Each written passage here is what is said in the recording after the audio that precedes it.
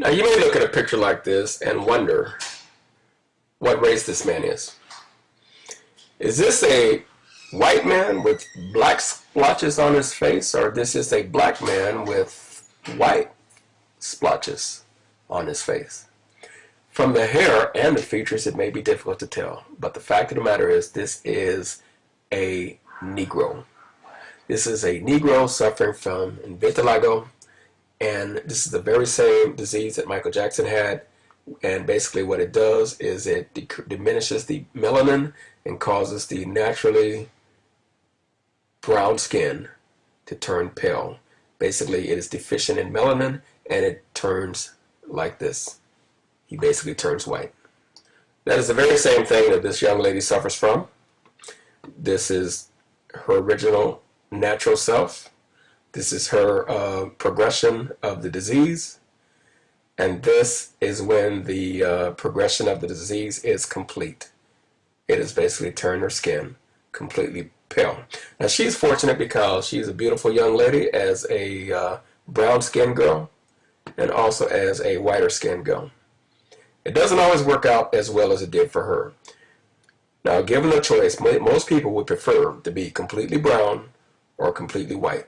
Michael Jackson had his choice. He made his choice because a person like this does not have the option to go back to this, because going back to this would be curing the disease, and that just doesn't happen.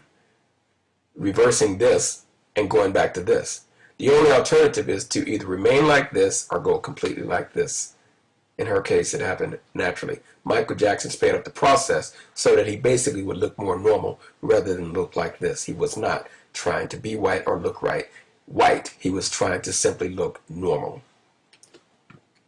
These are some more images of albinism and what it does. This is a black girl with white skin and blonde hair. She suffers from albinism.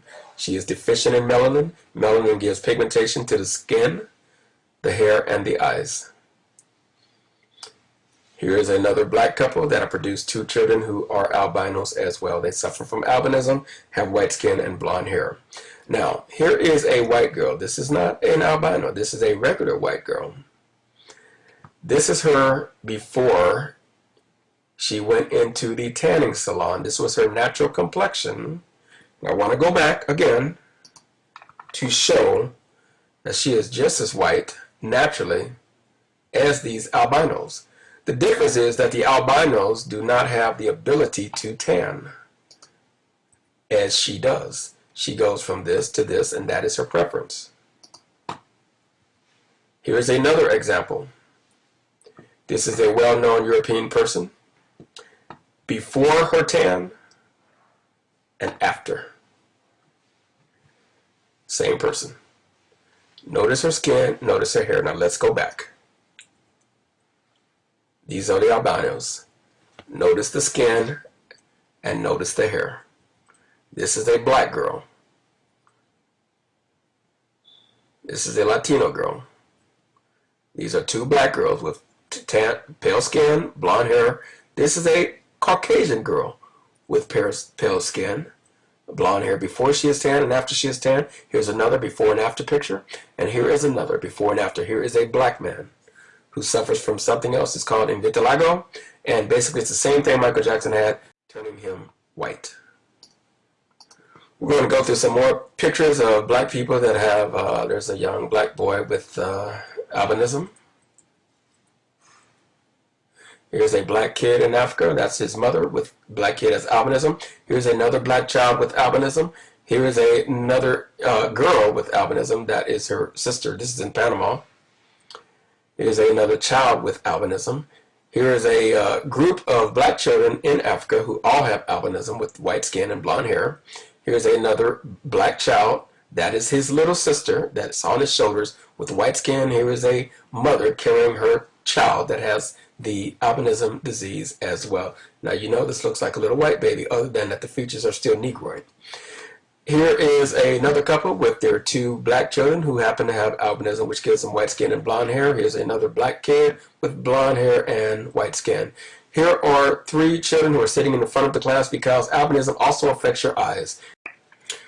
On other videos, I've shown you images of black people that suffer from albinism, and how albinism which causes a deficiency of melanin, which produces the pigmentation in the skin, the hair, and the eyes, causes black people and the children of people as dark as him to have skin that is as white as this and hair that is as blonde as this. Oftentimes they have blonde, blue, or hazel eyes, eyes that would be typically considered more European than black.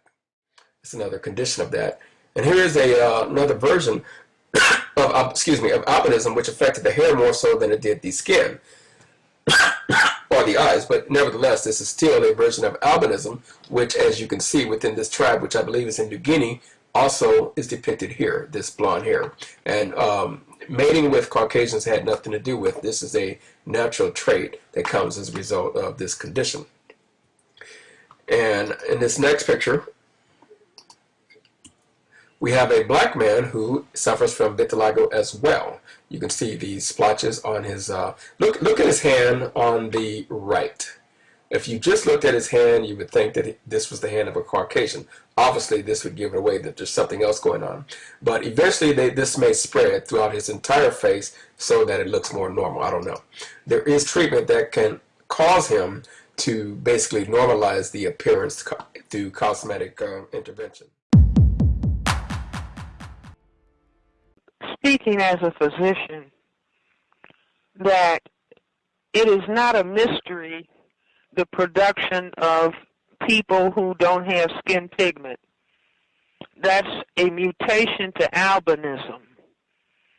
On the continent of Africa and, wherever there are people of color, that you can have a mutation so that the parents have skin color, but you end up with someone who doesn't have skin color. They might have blonde hair, they might have blue eyes, they might have pink eyes. That's called a mutation to albinism. It's like you can have mice, and you can have a whole group of mice, and then you might end up with a mutation. That's a change takes place in the DNA. Why the change takes place is not always clear. What causes a mutation? Like you have mutations to albinism being produced on the continent of Africa to this day. So we don't have to reach into, some strange kind of thinking to understand the production of albino mutants. If, for example, you could have an albino tiger, a white tiger. Perhaps you've heard of the zoo in your area has a white tiger. That's a mutation to albinism. The parents were brown, black, and dark eyes, and they might produce an offspring that may still have some of the dark stripes, but may be white with blue eyes. That is an albino mutation. And so you can have roaches. If you have a huge enough population of roaches, you will end up with some mutations to albinism. So we don't have to go far afield in our understanding to understand how mutations to albinism are produced. And so that is how white-skinned people were produced. And the black people on the continent of Africa presently mistreat the albino people that they produce. Some have been reported to being killed. I maintain that long time ago they pushed the albino mutants out of Africa. That's how, if you look at your map,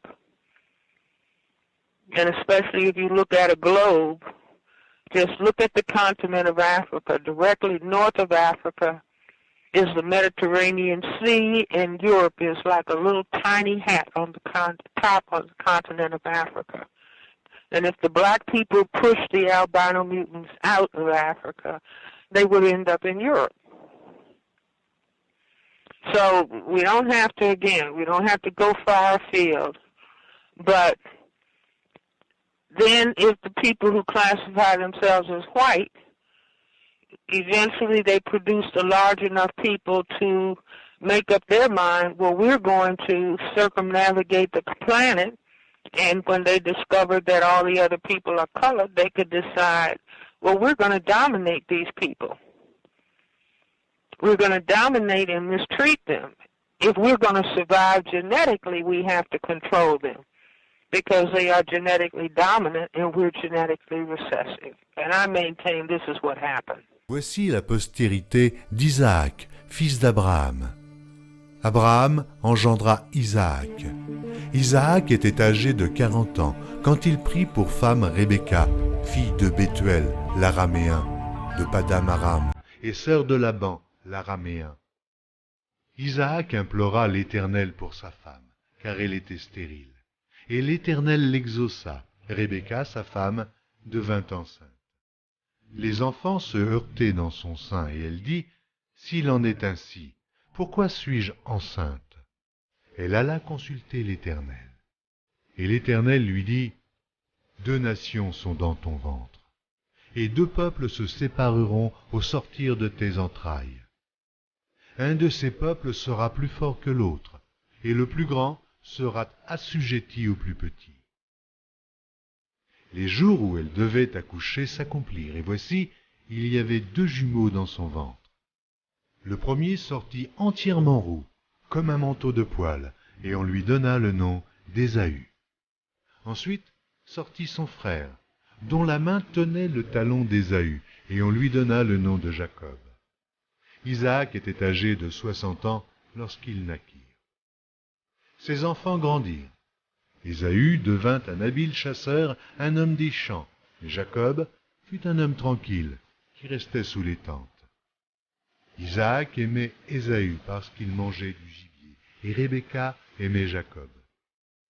Comme Jacob faisait cuire un potage, Ésaü revint des champs accablé de fatigue.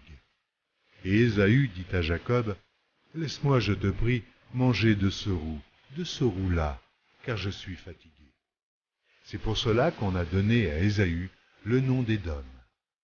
Jacob dit, « Vends-moi aujourd'hui ton droit d'aînesse. » Ésaü répondit, « Voici, je m'en vais mourir. À quoi me sert ce droit d'aînesse ?» Et Jacob dit, « Jure-le-moi d'abord. » Il le lui jura, et il vendit son droit d'aînesse à Jacob. Alors Jacob donna à Ésaü du pain et du potage de lentilles. Il mangea et but, puis se leva et s'en alla. C'est ainsi qu'Ésaü méprisa le droit d'aînesse.